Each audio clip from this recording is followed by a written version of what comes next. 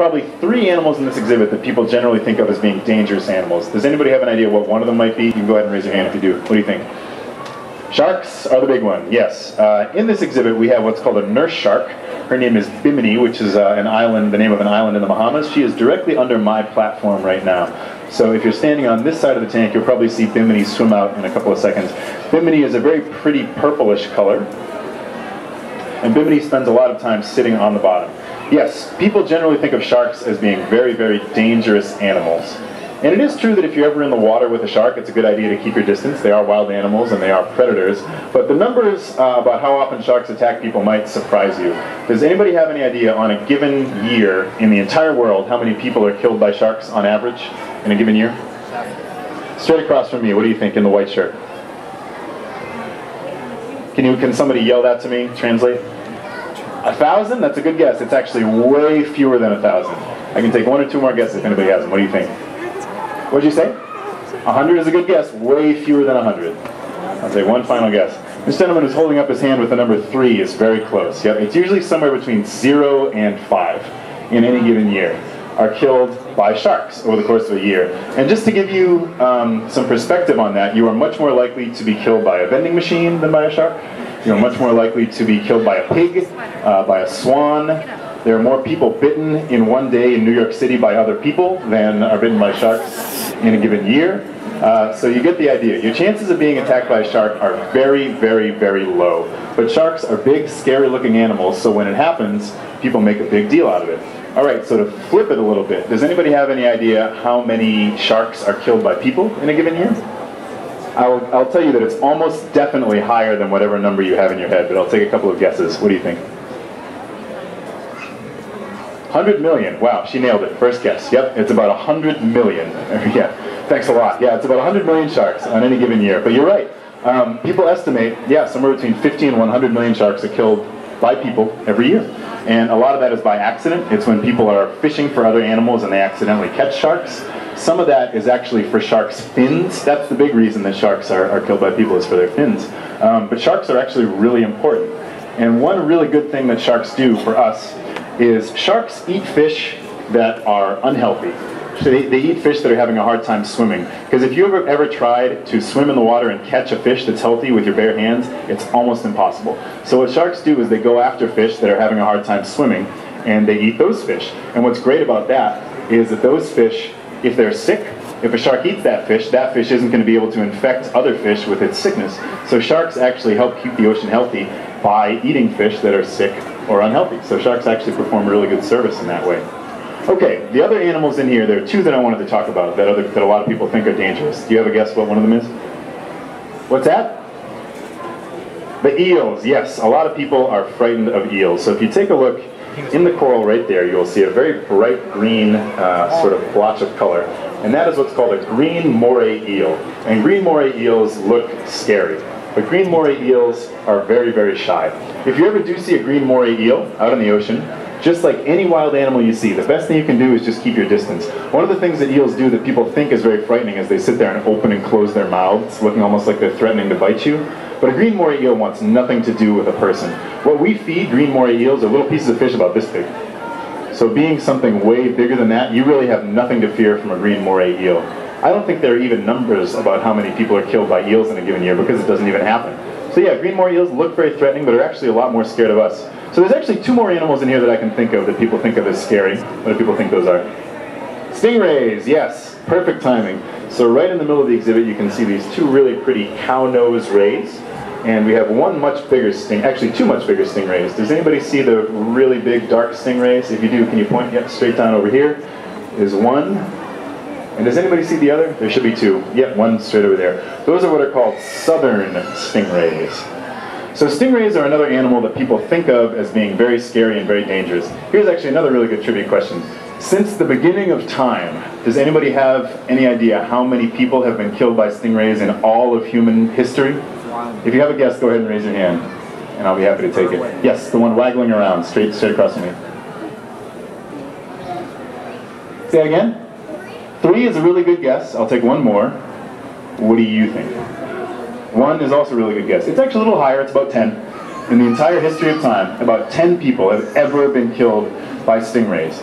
which again, in a given year, more people are killed by dogs than have ever been killed by stingray in the entire history of the world. Does anybody know how stingrays normally do sting people? What normally happens to make a stingray sting a person? What is it? Person's being an idiot in this area. Yeah, when you upset them or frighten them, or when you accidentally step on them. That's what usually happens. And if you've ever been to a part of the world where there are stingrays in the water, what they'll tell you to do is shuffle your feet. Because it's much better, if a stingray is buried in the sand, it's much better to kind of nudge it with your feet than it is to step on it. I actually talked to a young gentleman this morning who had been stung by a stingray. Is he up here by any chance? You could have him tell his story. But usually what happens if you're stung by a stingray is that you are in a lot of pain for maybe an hour or two, and then you're just fine. It's kind of like getting stung by a really big bee. And usually you get stung in the foot. If you even go to the hospital, what they'll tell you to do is just put your foot in hot water. That's it. And again, the best way to avoid being stung by a stingray is just shuffle your feet. That's it. Stingrays don't use their stingers to hunt. They only use them to defend themselves if they feel like their lives are in danger. Ooh, really good timing. Here's the green moray eel coming out. It's a really interesting looking fish. And it is a fish. It looks a lot like a snake, but moray eels are fish. And what that fish is almost definitely going to do is just find another place to hide in the coral. There you go. Wow, that tarpon is just going really quickly. And one last animal in here that has a pretty bad reputation. Does anybody think they know what it is? The ones we have in here are actually really small, and there are 3 of them. What do you think? Swordfish are a good guess. These little guys in here that look like swordfish, the long skinny fish, are actually called needlefish. Swordfish get really big. They can be over 1,000 pounds, so this wouldn't be a good tank for a swordfish. Excellent guess. The fish I'm talking about is actually sitting in a small group right here. Anybody know what those 3 little kind of bullet-shaped fish are right there? What do you think? Barracudas, very nice. Those are barracudas. A barracuda is just not a pretty fish, and I think that's where their bad reputation came from. And sometimes if you go scuba diving in a place where there are barracudas, the barracudas will follow you around, but they're only following you around because they think, ooh, there's a big animal. That big animal might hunt and kill something, and then there will be some leftovers for me to eat, so maybe I'll follow that big animal around. Because what barracudas eat are fish about that big, tiny, tiny, tiny fish. Actually, the easiest way for you to get hurt by a barracuda is to eat one. Barracudas have something living in their bodies called ciguatera, and you can get what's called ciguatera poisoning by eating a barracuda. So the most dangerous thing you can possibly do with a barracuda is to eat it. And it's really easy to avoid doing that. So that's what I recommend doing if you ever encounter a barracuda. So a lot of animals have bad reputations. They get blown out of proportion on TV, but mostly they're just trying to stay alive, just like anything else. But as always, with any wild animal, it's a good idea to keep your distance. So if anybody has questions about any of the animals in the exhibit right now, or the exhibit itself, I'd be happy to answer them. And even if you think your question is strange or it seems weird to you, I guarantee you I've heard worse. So if you have a question, just feel free to raise your hand and I'll be happy to answer it for you. Any questions? Yeah, straight across.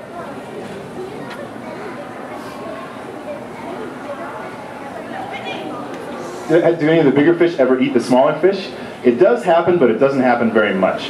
And what most people wonder is why don't the sharks in here eat the other fish? And the answer to that is sometimes they do, but they don't do it very much. And that is because every day, scuba divers go into the giant ocean tank with big long sticks like this, and they stick a piece of squid or fish onto the end of the stick, and they'll just swim right up to the shark and offer the fish to the shark. And if the shark's hungry, they'll eat, and if they're not hungry, they'll just keep swimming.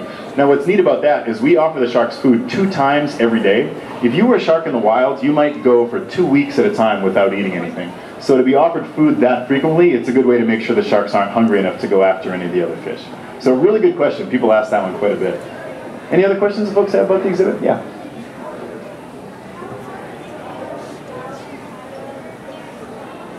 How large is the largest what? The largest trout. That's actually an interesting question. So in this tank, we don't have any trout. We have trout down in the freshwater gallery, which is 1 floor down. The biggest fish in this tank is definitely the nurse shark bimini. After the nurse shark, the biggest fish are what are called tarpon. So if you look straight down right now, if you wait a second or two, you'll almost definitely see a tarpon swim by. They're these really long fish with big silvery scales. And some of those tarpon have been here for 40 years since the aquarium opened. So that's another fish that if you've ever been to the aquarium before, you've seen that fish. Those fish have been here for 40 plus years. So the tarpon after the shark are definitely the biggest fish in here. Any other questions folks have? Yeah.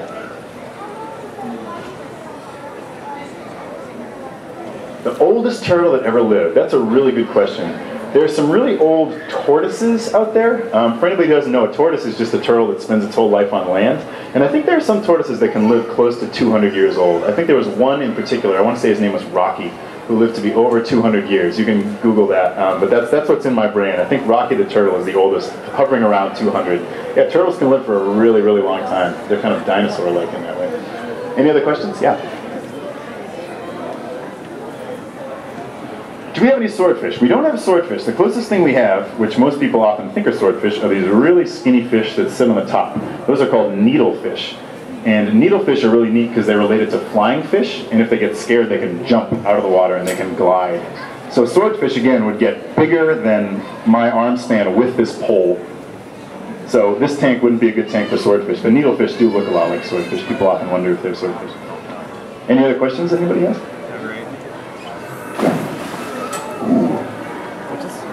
So every now and again, you'll see these kind of splashes of activity. Usually if it happens if one fish kind of gets in another one's space.